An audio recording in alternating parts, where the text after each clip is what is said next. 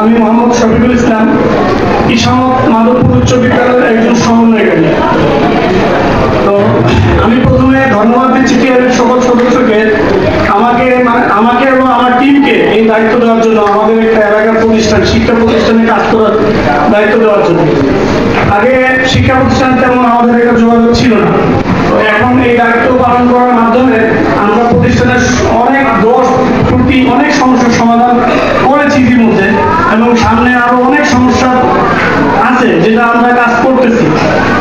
তো আমরা প্রথমে যখন গেলাম তখন বিদ্যালয়ে কিন্তু হজবরল একটা অবস্থা ছিল। সেখান থেকে প্রথমে যাই দেখলাম শিক্ষকের ঘাটতি ছিল। এটা হানানবাড়িও মনে হয় কথা বলে শিক্ষক এখন নিয়ে হচ্ছে এটা ফিল আপ হয়েছে। তার পরবর্তীতে স্কুল ড্রেস, শিক্ষকদের সাথে গার্জিয়ানদের যে একটা মিটিং, কমিউনিটি অ্যাকশন সভার মাধ্যমে বিভিন্ন যে ফি, পরীক্ষার ফি বেশি নেওয়া হতো, এগুলো আলাপ আলোচনার মাধ্যমে সমাধান টানছি। তো এখন আমাদের যে প্রতিষ্ঠানের যে কার্যক্রম, এটার বোর্ড উন্মুক্ত করা হয়েছে, এটা আগে ছিল না। আমরা যে এটা কথা বলার পরে উন্মুক্ত করা হয়েছে। তারপর গার্জিয়ানদের, অভিভাবকদের অনেক সমস্যা যখন আমরা মিটিং করি শুনতে পাই। তো এটার জন্য আমরা পরবর্তীতে যাই বললাম যে একটা অভিযোগ বাক্স ইয়া করার জন্য। তো সেটাও আমরা নিজ হাতে যেদিন আমরা মিটিংটা রাখছিলাম সেদিনে এটা উদ্বোধন করছি। সেটার নাম দিচ্ছি পরামর্শ বাক্স।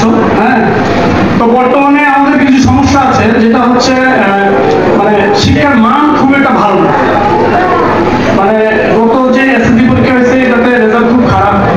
তো এটা যখন আমরা খুঁজতে গেলাম দেখলাম যে এখানে গার্জিয়ানদের অনেক গাফিলতি আছে, যেরকম স্টুডেন্টকে নিয়মিত পাঠায় না। এবং এটার জন্য আমরা কিন্তু গ্রাম পর্যায়ে গিয়েও মিটিং করছি গার্জিয়ানদের সাথে। এখন তারপর আমরা স্টুডেন্টদের কাছ থেকে যেটা মানে মাঝে মধ্যে খবর পাই যে শিক্ষকেরা ক্লাসরুমে যায়, যাওয়ার পরে দেখা যাচ্ছে পড়বে দিয়ে মনে করেন বাইরে চায়ের আড্ডায় কিংবা অন্য একটা রুমে বসে আছে, পরে এটা শেষ করে আবার চলে আসলো। কিংবা দেখা যাচ্ছে উনি চেয়ারে বসে পড়া দিয়ে এটা পড়া হয়েছে দিয়ে চেয়ারে বসে চুপচাপ আছে।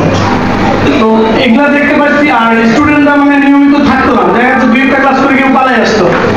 তো আমরা যখন পরবর্তীতে এটা খোঁজ খবর নিলাম, দেখলাম যে আমাদের যে প্রধান শিক্ষক আছে, অন্যান্য সহকারী শিক্ষক কিন্তু ওনাকে তেমন একটা মূল্যায়ন করে না, যে যদিও এটা অভ্যন্তরীণ ব্যাপার, তো ওনাকে তেমন একটা মূল্যায়ন করে না। তো এটা পরবর্তীতে আমরা হান্নান ভাইকে জানালাম। হান্নান ভাই বিদ্যালয়ে গিয়েছিল, হান্নান ভাইয়ের সাথে যেটা কথা হয়েছে, উনি নাকি শিক্ষকদের সাথে এখানে বসছিল, বসে একটা কথাবার্তা হয়েছে। আমরা সামনে আবারও মিটিং এ এগুলো নিয়ে কথাবার্তা বলবো। তো আজকে এই পর্যন্ত আমার বক্তব্য। আসসালামু আলাইকুম।